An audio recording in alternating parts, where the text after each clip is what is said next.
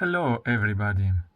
This video refers to the article in the website Spiritual Study. The article whose title is The Practice of Silence. So this video, as usual, adds some more notes to what you can find already in the lesson, in the article. The first note that I would like to add is that silence ideally is experienced if it's lived not just as that moment, what I'm doing in that moment of silence, how I'm experiencing that moment of silence, but as an experience that has a history behind it, which means connected with the preceding experiences of silence.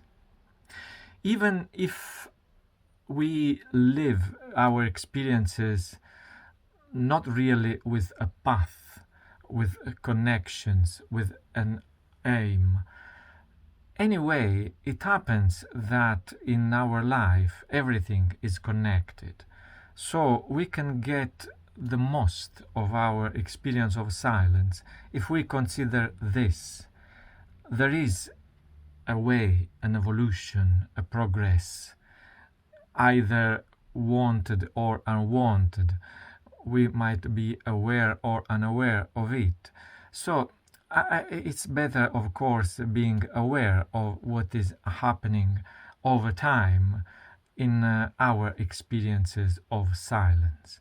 So, in other words, I would like to encourage to live our experience of silence both as a single experience, but also as an experience connected with our history of experiences of silence. Maybe even all the experience of silence that we have had in our life.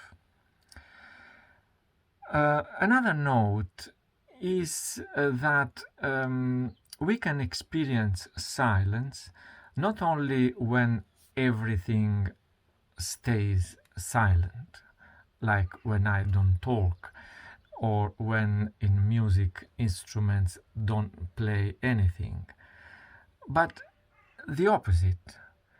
That is, the sound, the words, the music is able to carry an experience of silence not only when it stops from playing, but in the note themselves. So the words that I'm saying now are able to carry an experience of silence. And again, not in the silence that is between two single words, and in music, not in the pauses of silence between the notes, but in the notes themselves, in the sound itself, either of words or of notes. How is it possible? We know that humanly we are able to perceive this. We are able to perceive that a music, a speech, a phrase, a word is able to transmit an experience of silence. And I said it's our humanity, it's our human DNA that has this sensitivity. This means that most probably we can perceive the silence contained in a music or in a word because the producer was able to put some silence inside it. So I'll try to explain how it is possible to put silence inside a word, inside a musical note. But first, I would like to add another note, because by saying this, that is, we can find the silence everywhere, even in sounds, in music, in words. This can make some kind of confusion. That is, if silence is everywhere, we can become victims of people who want to be full of charm, romantic. They want to impress us with their ability. And we can become victims of pseudo spiritualities that have no value. So, what criterion can we apply in order to not to be victims of this? I will just add one simple criterion. That is the criterion of criticism and self-criticism. Apparently, it is not very connected with silence, but I think you can realize over a path of spirituality that actually there is a connection. I mean, if the person who is talking is able to admit her modesty, her limits, the limits of what she is saying, then this means that that person is aware that of the fact that what she is saying is exposed to criticism. This is self-criticism. This means I know the limits of my thoughts and my words. There are no words without limits, with absolute perfection. We are all humans, full of errors, mistakes, imperfections. And this means a kind of listening. I'm listening to my humanity, the humanity of the world, the humanity of other people. So this is able to transmit a silence, because this means that I'm putting a listening inside my words, listening of my limits, of our humanity, our human condition in this world. Now let's go back to what I was saying, putting silence inside words and sounds. This can happen in a way that does not need actually any special techniques.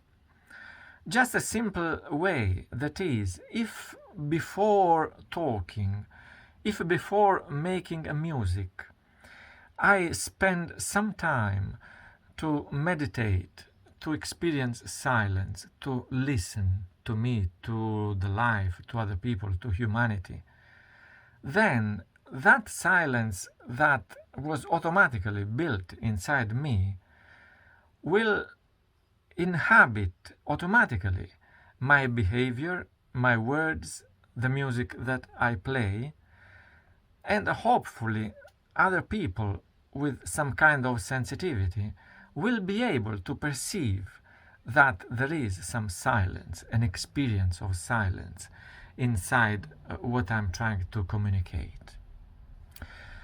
In this context, a very important and meaningful example of this are the Russian icons. The Russian icons are usually faces, but portraits, but not only, with a specific style of painting. And a characteristic of these icons is that they are not just pieces of art, but they are the result of a spiritual experience. That is, the artist, before making Russian icons, according to the tradition where they put themselves, the artist first prayed, meditated, made silence. So the work of art is actually part of a whole spiritual experience. It's not just art, at least as we perceive art, like a production, but it is an experience that transmits silence, maybe faith if that person is a believer, maybe in God. So this is the intention of Russian icons, to be vehicle of a religious experience. So they should be received, enjoyed, not just by looking at them, but trying to enter in some kind of connection with the artist. So trying to understand that if I want to see the spiritual experience that is carried by that Russian icon, I should cultivate something at least similar in me. So this is the experience of transmitting, of the silence that is able to flow from a person, from a speech, from words, and even from music. Another idea, another note about silence is connected to experience that we can find in the Bible, referred to the desert. Israel, when they escaped from Egypt, they found themselves in the desert, and the desert is frequently mentioned in the Bible as a place of experiencing a spiritual experience, silence, poverty, absence of food. And what is important in this? Because I think there is a risk of misunderstanding. Misunderstanding can happen if we mean the desert like an experience of something that is pure, immaculate, because there are not other things, there is not noise. But actually, this way of conceiving the desert and even silence has the risk of putting ourselves in a mentality that is actually Platonism. Platonism is distinguishing a world, an upper world that is the world of ideas, that is the world of perfection, and our poor world that is the world of things that can fail, have a lot of flaws, can change, and so on. So it contains the idea that there is somewhere the ideal of everything, the world of ideas. This was Plato, the philosophy of Plato. I think this is not really a strong, deep, meaningful spiritual context. About the desert, what is important is not purity, because we are never pure. We, as I said, we are humans, so we are full of imperfection, of noise mixed with our silence. Rather, I would say that what is important in the desert is poverty.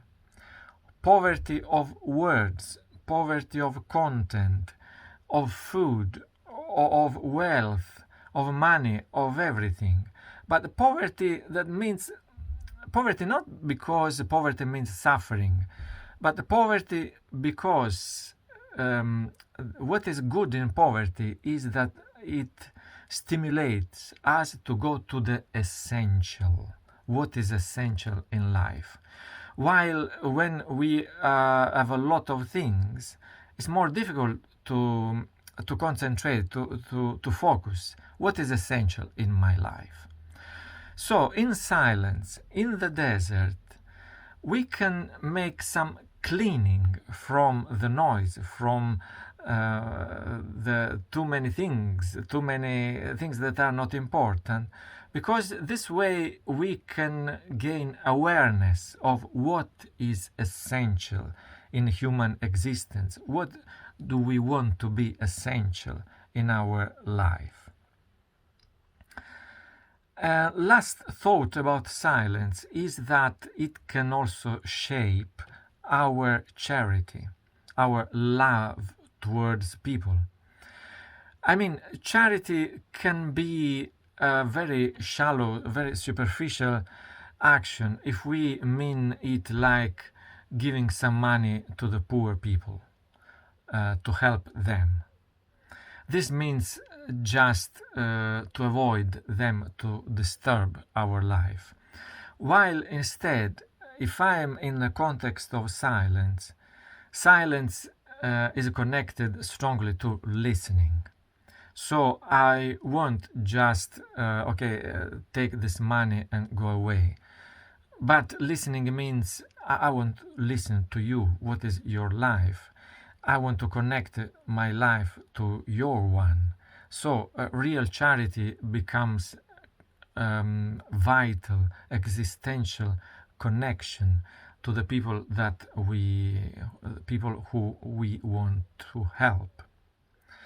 So these are some thoughts about silence. I hope that they will be interesting and useful for your spiritual experience.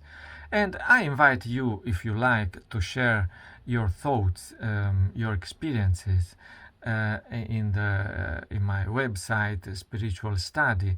There is also the forum for discussions, so everyone can be free to express even himself or herself in that place in those ways. See you in next lessons.